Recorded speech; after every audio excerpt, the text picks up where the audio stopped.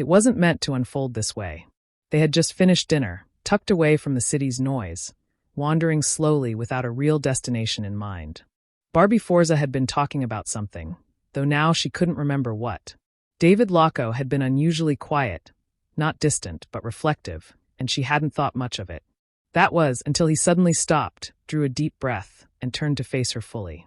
She blinked, momentarily unsure of what was happening, until she caught the subtle shift in his eyes.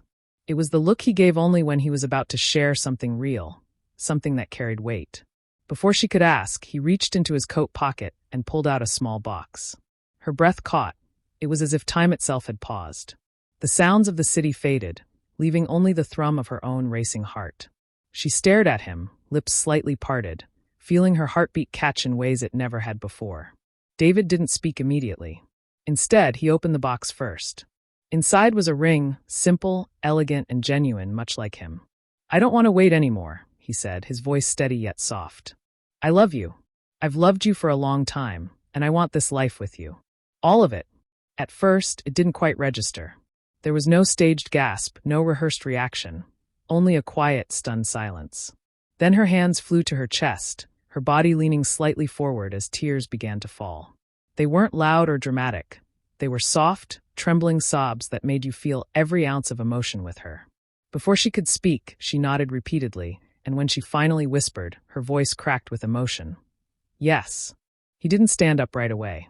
He simply held her hands, gazing at her as if she were the only thing in the world that made sense. Perhaps, in that moment, she truly was.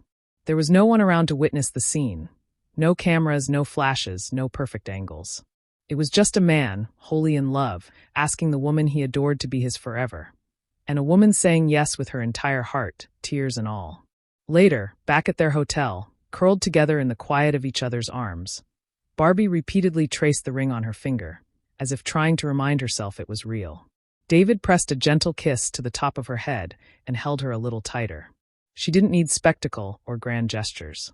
She didn't need fireworks or a stage. She had him, and that alone was everything. What moved her most wasn't the surprise of it all. It was the way he had said her name, like a vow, like a promise he had been waiting his entire life to keep. Outside, the city continued its quiet slumber, unaware of the moment that had changed everything. And in that stillness, she knew with absolute certainty that this was the beginning of everything she had never dared to imagine. A new chapter, unplanned yet perfect, had begun, just for them.